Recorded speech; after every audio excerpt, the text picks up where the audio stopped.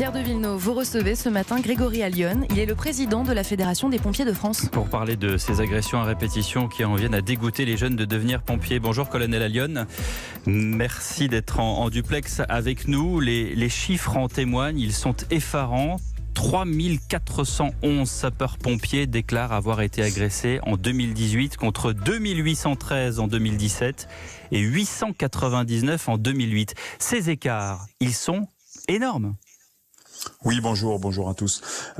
Il y a deux phénomènes dans cette statistique. Premier élément, c'est une statistique qui devient exhaustive parce que la sécurité civile est plurielle. Ce sont des établissements publics dans chacun de nos départements qui jusqu'à présent n'avaient pas obligation de déclarer les faits à l'encontre des sapeurs-pompiers.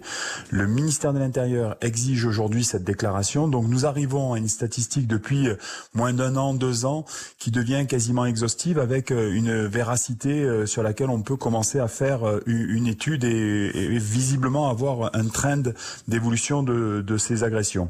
Mais c'est encore plus... Pour autant. Oui. Pour autant, effectivement, il y a un phénomène qui devient plutôt inquiétant. Alors, effectivement, comme vous le disiez dans votre reportage et dans les collègues du Nord, comme dans tous les départements, nous avons des quartiers dits sensibles où il y a de véritables guet-apens. Ça, depuis les années 2000, 2005 notamment, avec les violences urbaines que nous avions connues, nous avons pour habitude de rentrer dans certains quartiers et de nous faire agresser. Je dirais que ce fait que je parle d'habitude est totalement regrettable parce que ce sont des endroits où visiblement il est difficile de pénétrer et où nous recevons des cailloux, voire même des tirs de mortier. Mais ce qui est encore plus inquiétant et ce sur quoi il faut travailler, c'est qu'aujourd'hui c'est monsieur et madame tout le monde qui nous agressent. Et c'est pour 2 raisons. Comment ça ? La première... Comment ça ? C'est qui monsieur et madame tout le monde ? Monsieur et madame tout le monde, c'est vous, c'est les gens qui aujourd'hui agressent un service public qui est le premier à répondre dans tous les territoires. Et c'est ce que je disais, il y a 2 phénomènes. Premier élément, les soldats du feu sont devenus des soldats de la santé. Parce qu'avec plus de 7000 casernes dans tous les territoires de France, nous sommes les premiers à intervenir pour toute détresse de nos concitoyens, qu'elle soit sociale, qu'elle soit médicale, qu'elle soit finalement liée à un accident. Donc vous nous dites qu'on vous appelle parfois pour des raisons qui ne sont pas suffisantes. Totalement, on nous appelle pour tout et pour n'importe quoi dans tous les territoires et nous sommes les derniers à répondre. Donc ce qui veut dire que nous arrivons dans une situation où les gens, lorsqu'ils nous voient, sont finalement exaspérés d'avoir quémandé, d'avoir demandé un service public qui n'arrive jamais et le seul qui répond, ce sont les sapeurs-pompiers. Et ça vous considérez que c'est une forme d'agression envers votre corps de métier ? Ah mais totalement. Lorsque vous remettez en cause la personne qui vient vous apporter de l'aide, qui vient vous sauver, qui vient vous accompagner dans votre détresse et que vous l'agressez, comment voulez-vous que l'on prenne cela ? Je parle pas de l'agression, je parle du fait qu'on vous appelle pour, comme vous dites, tout et n'importe quoi. Le fait bien sûr. Oui. C'est une agression selon vous. Totalement. C'est la raison pour laquelle nous sommes en phase totale avec le président de la République qui réclame depuis 2 ans la mise en place d'un numéro d'urgence, le 112, pour faire en sorte que l'on fasse la dichotomie, la précision entre tout ce qui est du domaine du social, tout ce qui est du domaine de l'assistance, tout ce qui est du domaine du soin non programmé, qui devrait être récupéré par d'autres services et qui doivent s'en préoccuper, et tout ce qui est du domaine du 112, qui est l'appel au secours, qui est l'appel aux urgences. Et c'est-à-dire, c'est là où nous devons répondre. Bon, colonel, on a vu des choses invraisemblables, notamment des caillassages en intervention. Les pompiers vont être équipés de caméras piétons dans 10 SDIS de France. C'est une expérimentation jusqu'en 2022. Est-ce que ça va aider ? Alors, la Fédération nationale des sapeurs-pompiers de France préconise 3 axes de travail.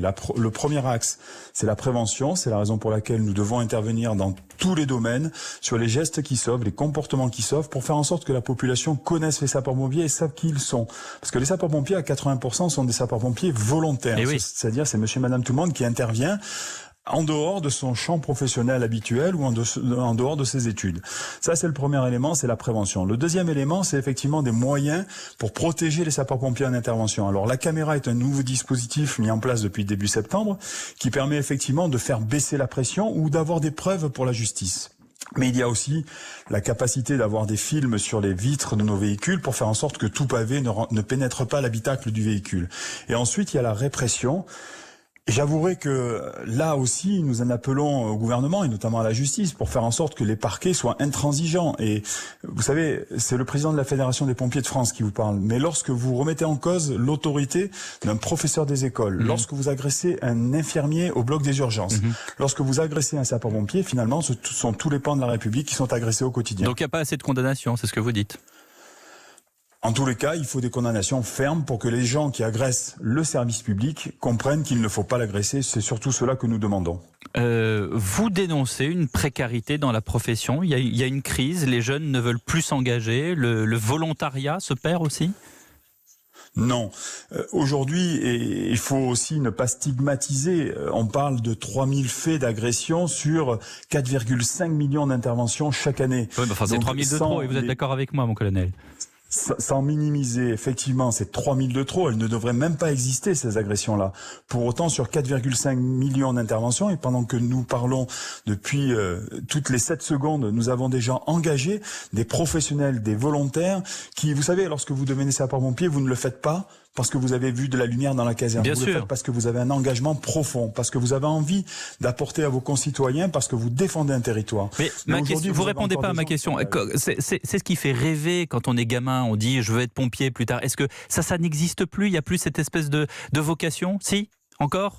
Je vous ai clairement répondu en vous disant oui, cela existe encore. Il y a des gens qui s'engagent dans leur territoire, il y a des gens qui veulent encore secourir. Et malgré effectivement ces 3000 agressions qui sont 3000 agressions de trop, nous avons des jeunes gens qui s'engagent, mais nous avons aussi des gens, des pères de famille, des mères au foyer qui s'engagent. Et c'est cela vraiment le véritable avenir des sapeurs-pompiers de France. Eh bien, on a entendu votre appel, Grégory Allione. Merci beaucoup d'avoir été avec nous en duplex ce matin sur Europe 1.